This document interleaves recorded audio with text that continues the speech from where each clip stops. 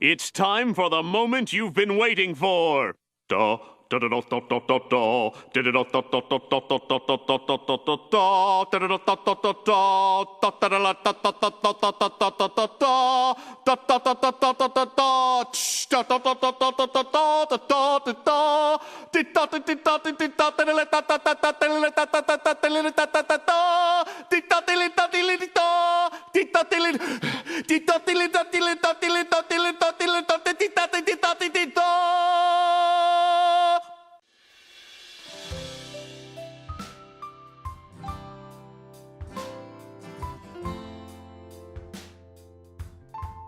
What exactly is a good performance? Is it about precision? Stage presence? What is it about our favorite bands that make them so captivating on stage? If there's one person in our band that knows the answer to this question, it's our guitar player, Matthew Caruso. He always seems to bring a kind of energy to the stage that helps all of us get into the music. Given my focus lately on preparing for future shows, I decided to ask if he has any advice on ensuring that your performance is as enjoyable as possible for the audience.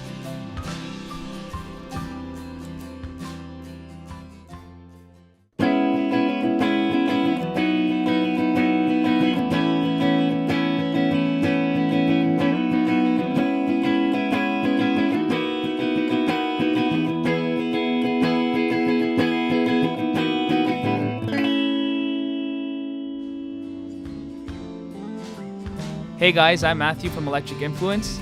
Some of you know we had a show a couple of months ago at the Horseshoe Tavern. For those of you who were there, I hope you really enjoyed it. As many of you know, when you are playing a live show with your band, there's a lot of practicing and preparation that's involved with that. So I'm about to take you through the 5 main goals, I guess, when I get on stage, what I'm really focused on, and hopefully it can help you too.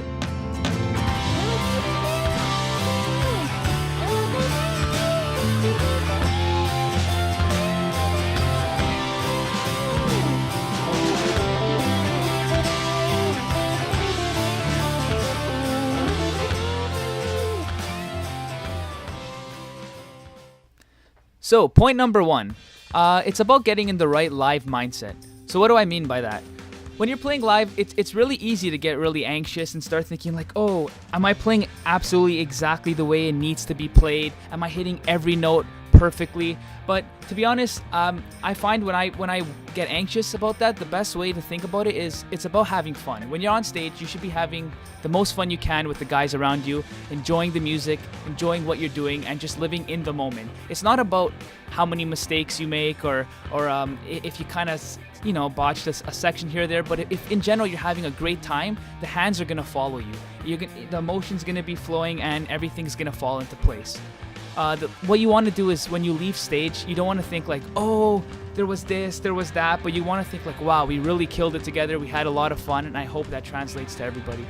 So now I'm going to focus in on the actual material that you're playing for the show. Now, while I said in tip number 1 that you want to be as loose as possible, it's really important that you still want to make it as tight as you can. So my tip number 2 is going to be zero in on the parts that you find most difficult with your cover or your own original material, and kind of repeat them over and over. Like zero in on a specific section and try to slow it down, or even play with a metronome, or play with a backing track. Personally, for me, I'm not a scales type of guy. I don't like to sit there and just be like... To me, it takes the fun and joy out of guitar playing, so when I practice, I like to actually put my MP3 player on and practice with the band, with the backing track, so I can kind of feel the groove better and get into it and kind of simulate a live experience. So what I mean by slowing down, as I mentioned earlier, it's that sometimes it's easy to get distracted and be like, oh, I just want to rip through this really fast lead part, but you can easily get your fingers tied up in the strings, so it's nice to just, take a step back and kind of just be like,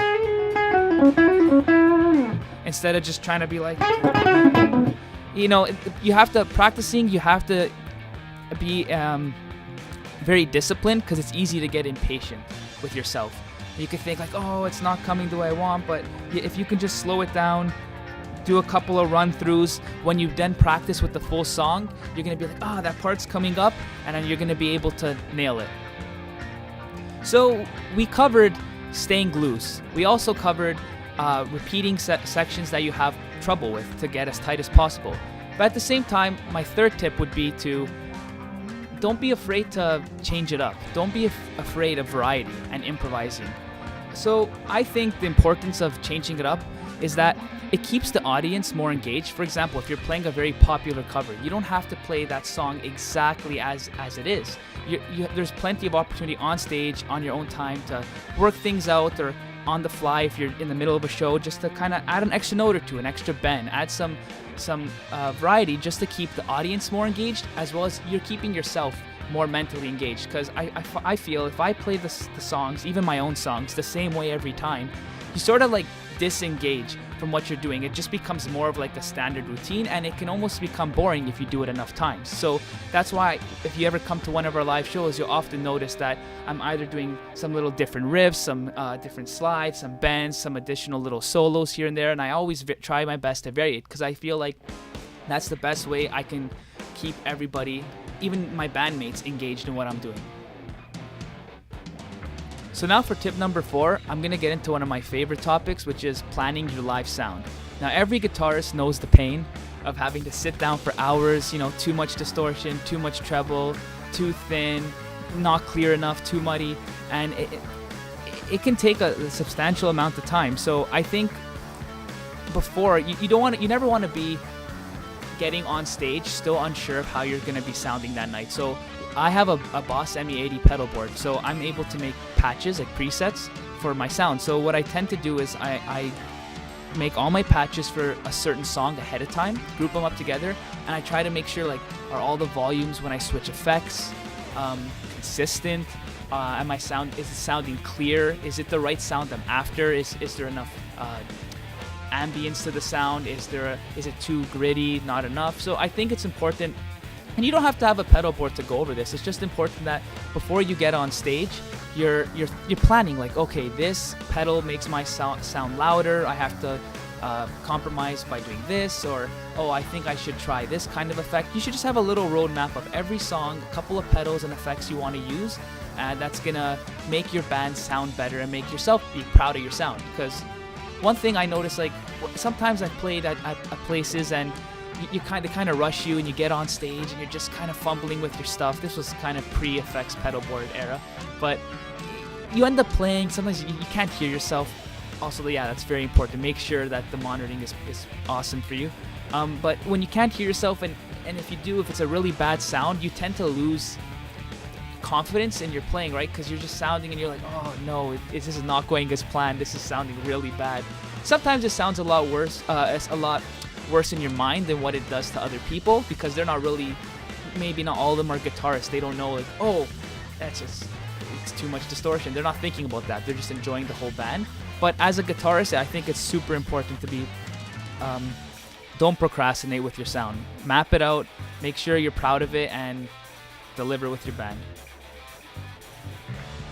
So now I'm going to get into my last tip, which would be using momentum and emotion in your playing. So why is momentum and emotion important? First of all, I think when you're into it, it's contagious. The audience gets it and your bandmates get it.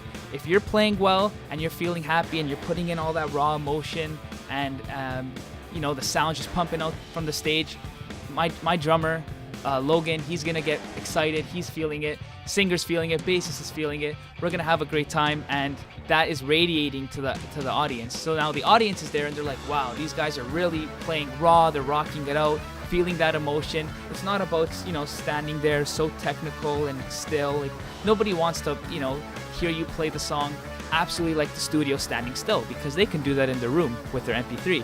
When they come to a live show, people want to see emotion. They want to know that you're there and you're happy to be there, that you're having a great time, that you're really feeling the raw emotion of the event. And I think that helps to create more of an evening experience with your audience. It's not like, oh yeah, we went to go see these guys. They were kind of passive. They just sat on stage and just did their thing and they got off. When you're in there, engaged with the audience, raw emotion, just really digging into the strings and showing that it's more than just kind of standing there and being kind of stiff.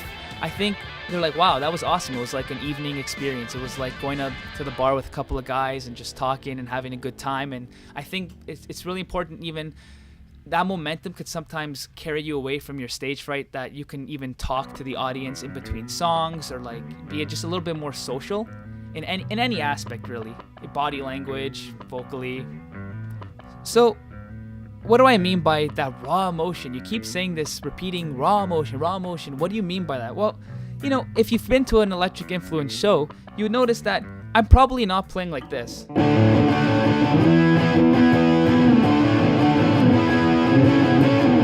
Because that's like really boring, kind of just staring down at your guitar. The audience isn't really engaged. Quite often, I mean, as you can see in some of our Horseshoe Tavern clips, it'd be something more like this.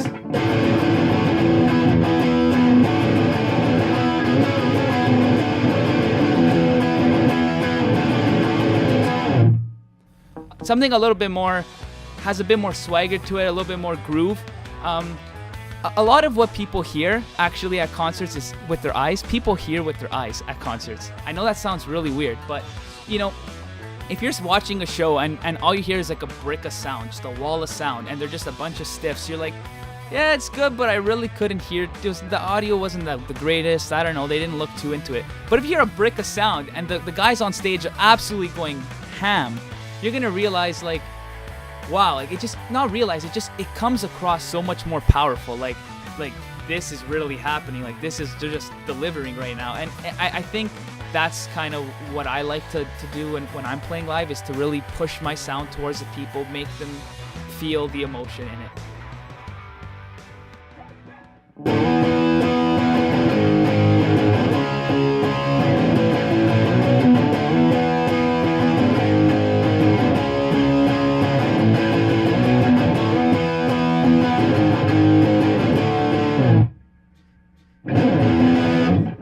Fade it out.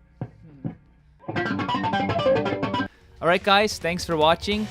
Don't forget to subscribe to Electric Influence below. Please check us out also on Spotify or Instagram or Facebook. And good luck on all your live performances, and hope to see you at the next show.